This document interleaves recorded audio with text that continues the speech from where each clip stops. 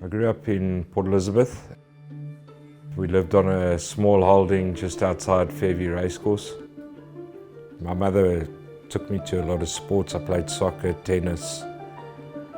What else? I never played rugby. I played once. I got beat up so badly I never went back again. So I rather stuck to hockey. I played cricket. I was never a major sportsman, but I enjoyed it. I enjoyed traveling with the guys. I used to go to different schools and play sport and that.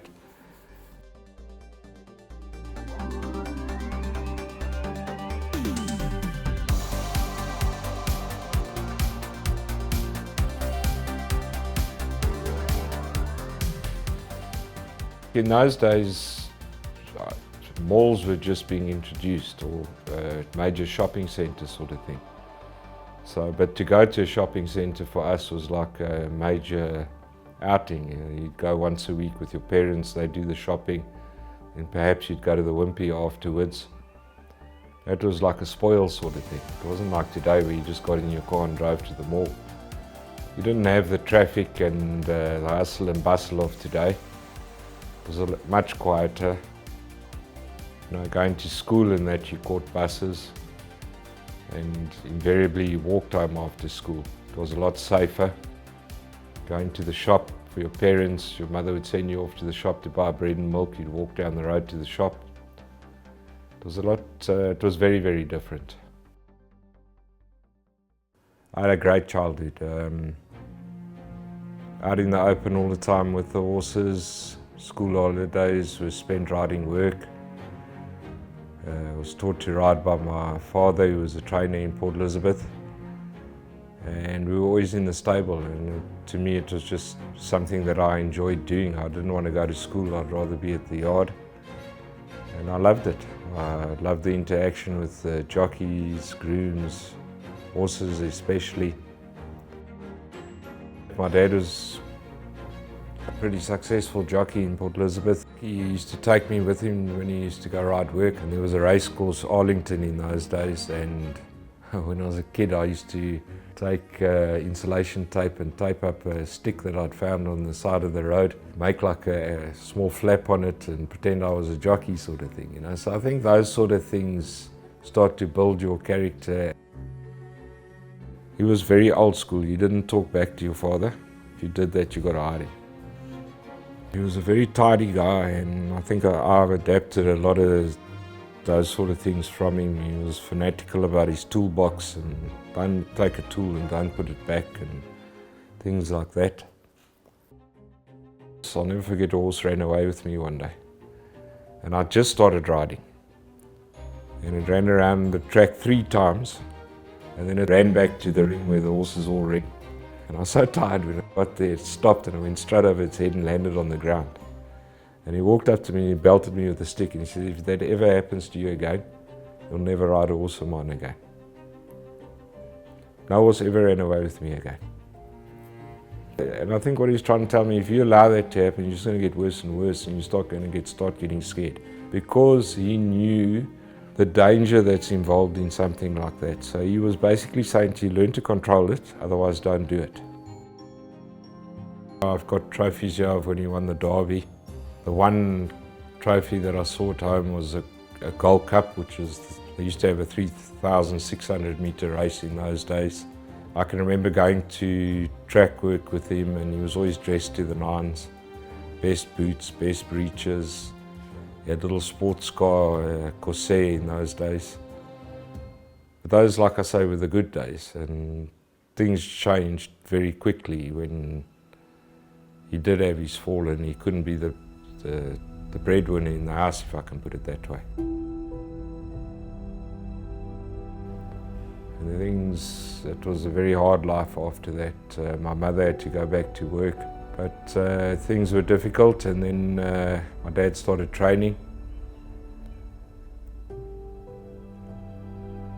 It didn't help him be successful at being a trainer, but I did learn a lot there, and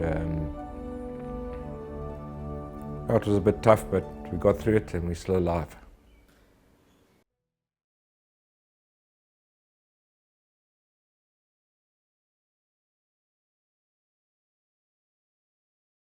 I had a very protective mother.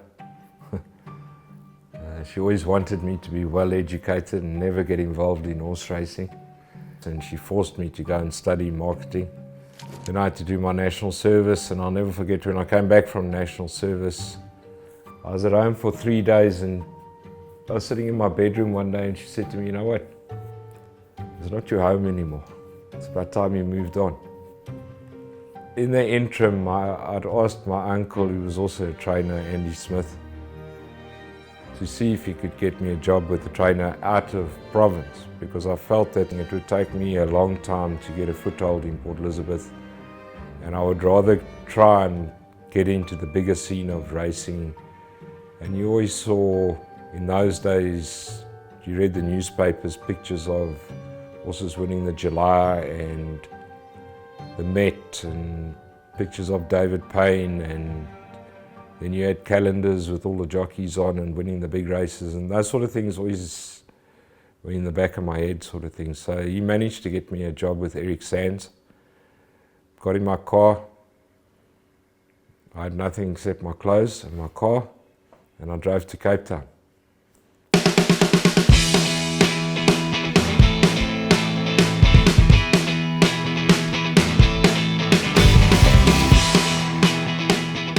The first 2-3 weeks there, until I could find a place to stay, I lived in the bakkie. I'll never forget, I started working for Eric, and one day he said to me, "Where are you staying?" So I said, "No, I've been sleeping in the bakkie outside the yard."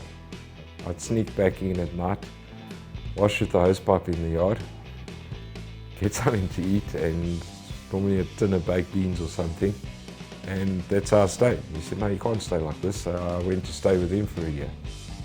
But that's how it all started when I moved out of Port Elizabeth.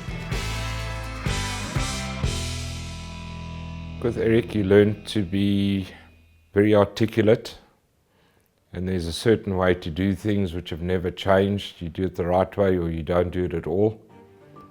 You worked with the horses. Eric used to get quite a few horses from other trainers that were temperamental and that sort of thing. So it was a bit of a learning curve working with some horses that had bad temperaments. But it taught me that if you work with a horse, it'll give you what it's capable of doing, treated the right way. And that's always been very important to me. Horses must have the right bedding. They must be looked after properly. Your stable management has to be 100%. Otherwise, you're not going to pick up problems. And if you don't pick up the problem early, it's going to become a major issue, and it could end the horse's racing career. But Eric was a very hard taskmaster, and he really knew what he was doing, and he taught me a lot about the basics of training. Then a job became available with David Payne. I came on the pretext that I would be given 2 weeks trial, and if it didn't work, I'd be on my bike again, and I stayed for 8 years. So there I learned a hell of a lot as well, and I worked with some exceptionally good horses. And it just gave me a real footing in what I was going to be doing for the future. And a guy by the name of Nick Robb offered me a job as an assistant. I could, in those days, not afford to start training. I didn't have enough money. But then Nick went to Dubai to train there, and he said to me that I could take over what was left of his string as a kick-off point. The owner's name was a guy called Brian Jenks. He would keep a certain amount of horses with me for a period of time to get me started.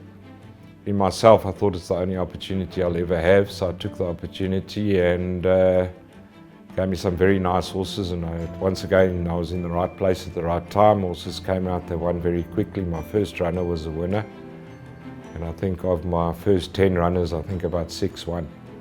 Then that's how it started in the beginning.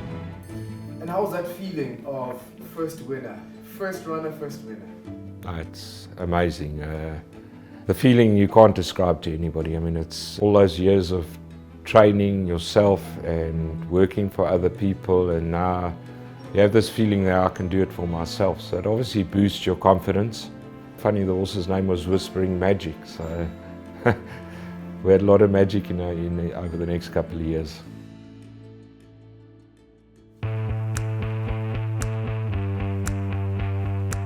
He's were some of the earlier days in racing. This horse, yeah, it was I bought him at a Clarewood 2-year-old sale. He finished up winning the Christmas handicap. He won 10 races. It's another Christmas handicap. King of Torts, Kevin Shea rode him. And then this filly, Winter Wish, she came to me from a Cape Town trainer as a maiden. Ended up a 6-time winner. This horse here, Easy Lover, he won on July Day, won a listed race. That day I won the Breeders' Million and this race. Funny, the afternoon before I was at the sales with the owner, Ian van Skalkwyk, and he said to me, "Are you racing tomorrow?" He said, "No, I'm going back to Joburg. I don't know why you're running this horse. It's on 14 out of 16. I said, "But Ian, I think the horse will win." The horse can't win from that draw, it's impossible. He won the race.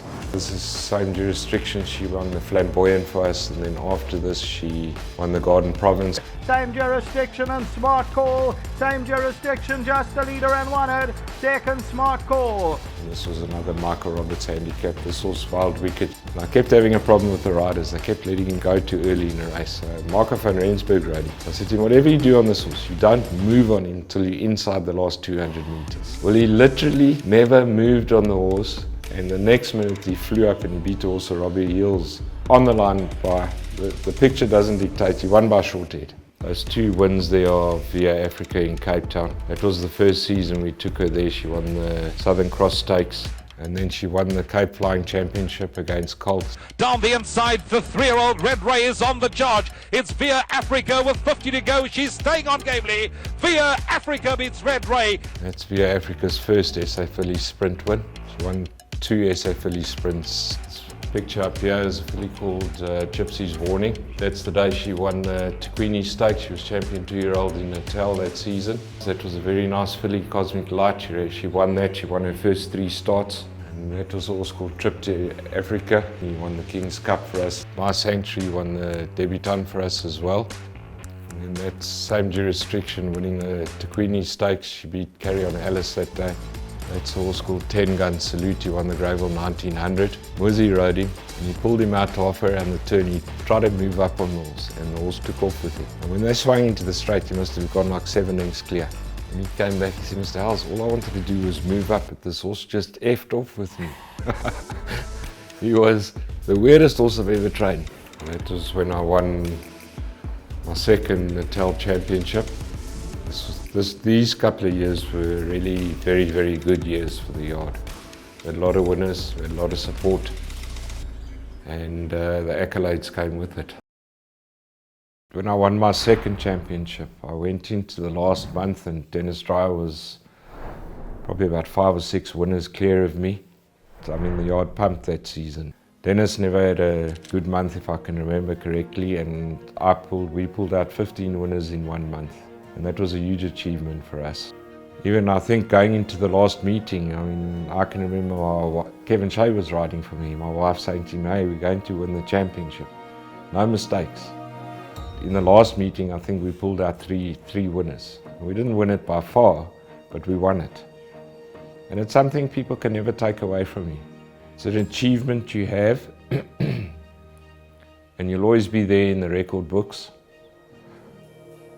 And once again, sometimes you get lucky. Maybe Dennis had a bad month, maybe his horses went off or something, but it fell into our hands. And at the beginning of the month, I didn't think I had a hope in hell of beating him, because he had, in inverted commas, slightly stronger horses than me, and that was my perception.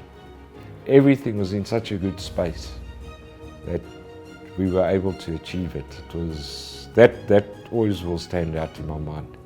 And the first person to wish me good luck was Dennis Dreyer.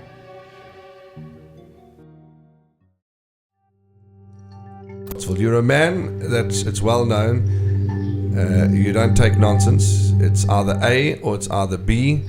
You've got a very competitive streak, and that's maybe why your trophy cabinet is so full behind you, because you want to win. And I've often stood with you, as has Andrew, as has Tawanda, as has the team. You know, when you've run second or third sometimes, and you don't like it. You know, you want to perform for your stable, you want to perform for your patrons. It's maybe as you got older you might have mellowed, as you say. You chased Craig Zaki and Gavin Larena out the ring when they were apprentices. Is that right? Yes, I did, but I didn't have any work ethic. No, it's the truth. And I was waiting for this question. I'm very proud that those guys started with me Yes, and became something. absolutely. I think it's Well, very important. You're not going to become anybody in this industry if you let your attitude get ahead of yourself. You can't stop learning. I learn new things every single day. And I can be very hard on it. And if I'm wrong, I will apologize to the people that I've said it to. I've had big barneys with anti-markers. I don't care that he's anti-markers. I've got a job to do. I have to prepare my horse to the best of my ability for my client that is paying me to race his horse for him. So if I upset people along the way, tough tacky. My job is to look after my owner and his horse. His horse first, and then him. sure. And if I feel something's interfering with that, I will have my say. And you'll let them know. And I don't see that there's anything wrong with it. It's my job to needle the jockey to get the best out of the horse. I'm not an easy guy to ride for, but I do it for a specific purpose because I'm going there to win the race. So I want the best jockey that I've got on my horse to perform at his best level for that specific day. So they might not like me on the day, but if they win, they like me. So, and it's not a personal thing. And I've always been, without blowing my own trumpet, able to read a race very well. So, you know, I can see things starting to happen a half a furlong before it's going to happen. And with specific jockeys, you don't see it happening. With another rider, he's taking away your chances of winning. And that really frustrates me. I'm bringing the horse to the course and it can win the race. Ride it to win.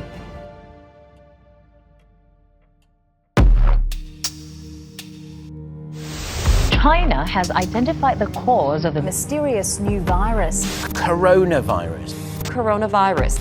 The first case of coronavirus in South Africa has been confirmed. South Africans should not panic. We should be alert. The coronavirus pandemic continues to spread in the country. Gauteng is leading with 17 confirmed cases in total, while KZN has 11.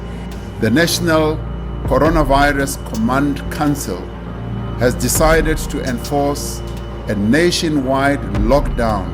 Another 298 people have died of COVID-19 in South Africa, taking the death toll past 7,000. The overall number of reported deaths in South Africa now stands at 15,378. South Africa's COVID-19 death toll has surpassed 50,000.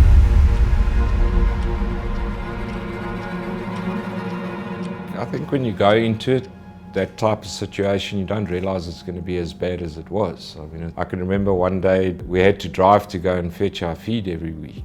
And we used to go almost in like a convoy, myself, Tini Prinsloo.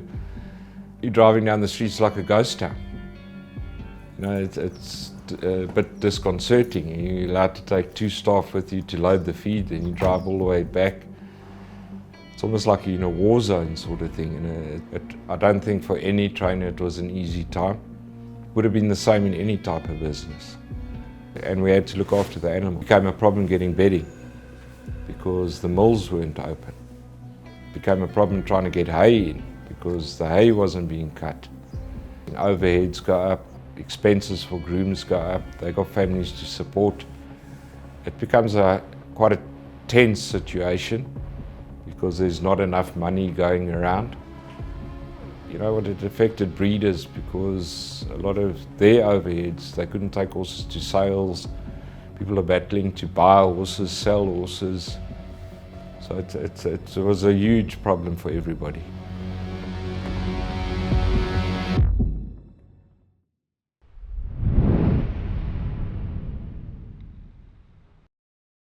You know, before Dave McLean left me, it had already started to come down. When Dave was with me at that point in time, I had between 60 to 80 horses.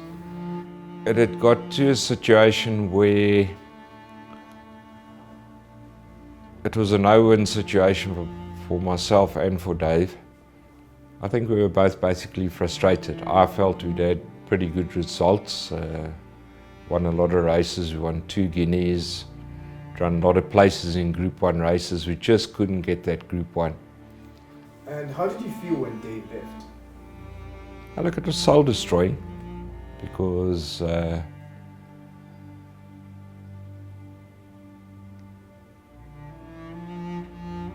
you feel you've done your best for this particular client, and I felt I'd achieved the best I could with the horses that I had. And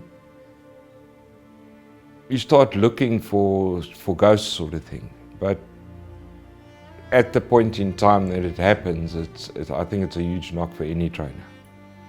You know, there's been big trainers that have lost horses, and we all feel it.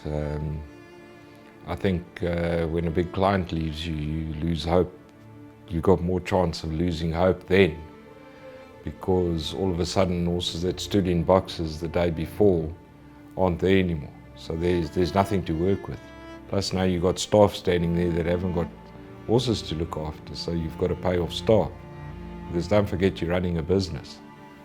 So that's more difficult than COVID-19. The one thing I don't do is I don't hold grudges. There's a reason for everything.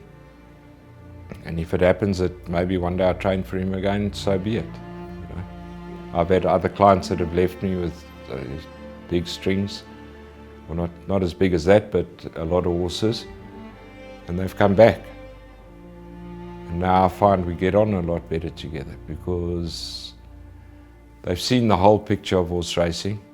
They maybe understand or like what I do, but I can't knock myself. I've still got to achieve for the people that stay here. But you learn to work harder with what you've got to work with, and that was the principle that I adopted when I started training. Do as well as you can with what you've got to train. So maybe starting all those years ago and achieving what I did achieve with a 40,000 Rand horse winning a Group 1 race, I didn't lose focus on those achievements with, in inverted commas, cheaper horses. I just went back to what I did in the past. I looked at horses and thought to myself, okay, maybe I can't win a Group 1 race or be competitive in a Group 1 race, but I certainly can take a horse and make it a 6-time winner instead of a 4-time winner. I certainly can take a 2-time winner, do as well as I can, and hell, I've ended up with an 8-time winner. So I changed the perspective on what I was looking at.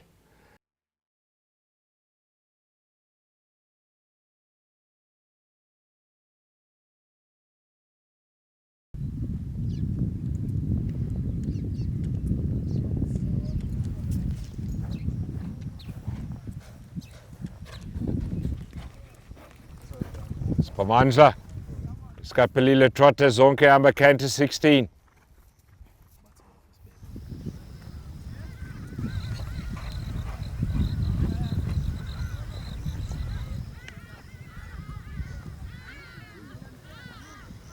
You know, when you played sport, you get a guy that plays cricket, but in the nets he's phenomenal.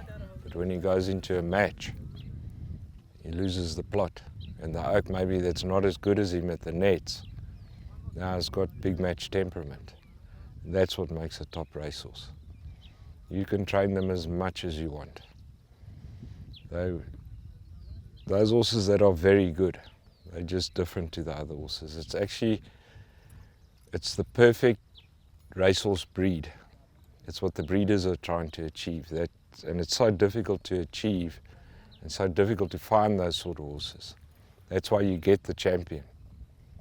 You know, like Horse Chestnut and Via Africas and horses like that. They're completely different to other horses. And sometimes they won't show you they're very good. At home they just idle along. But you put them in a race and they're just different.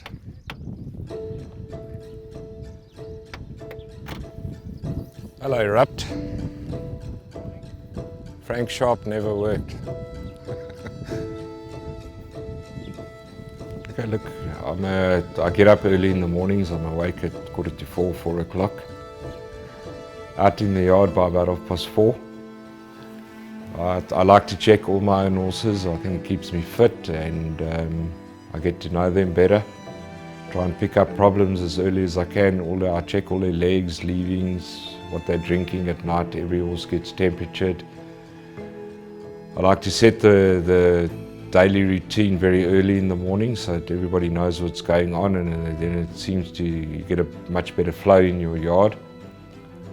Get out, work the horses, come back from first string, set the feeds for the horses for the day. I do that myself as well. And then the rest of the day is basically just checking that they've worked, come back sound from the track, happy, that type of things. There's no niggles. Race day will be same morning routine, off to the races, try to do as well as we can. And then after morning routine is communicate with owners, maybe take a video or two of horses working in the morning, send that out in the afternoon. And also my clients nowadays are more like friends than a whole broader spectrum of people I don't really know, so the communication is a lot easier. At the moment in the yard I've got 24, and then out on the farms I've got another 2 colts to come in. I still don't believe in rushing horses into situations they can't cope with, so when I've looked at my yearlings, I've looked at them the same way I looked at them when I had 100 horses. Certain horses are ready to come in, certain horses aren't. And it's always worked for me, and I've got good results doing it that way. So I've never changed the principle behind it. I haven't brought horses in the yard just to fill up boxes. I will never work like that. Kitchekal's, yeah? The horse that ran second on Sunday. Riveting. I am. Never going to live it down. Probably our best performed horse at the moment is a horse called Kitchekal. He's run to some very good horses. He actually ran a very good second to a horse that won the July when he was down in Cape Town. We've got some very nice fillies, Safe and Sounds won 2 out of 6 starts. A filly called West Side Story, it's only had 4 runs. She's had a win and a place over a little bit more ground. A horse called 21 May, he's quite a decent sprinter. So it's not a broad spectrum of horses, but it's quite a, in inverted commas, quality string of horses. I wouldn't say Group 1 horses, but I think good horses that will go through the handicaps and do well in their careers, and you never know where you're going to be in a year's time with them. What's your vision for the stable for the next 5 to 10 years? So I will try my best to get back to the same level I was at a younger age. And I'm not going to sit here and say, if I don't do that, I'm going to try and do it. So I can't say, if I don't do this, I'll do this another way or something. I'm going to try and do it. And if it works, it works. What have I got to lose? Nothing to lose. It's only time.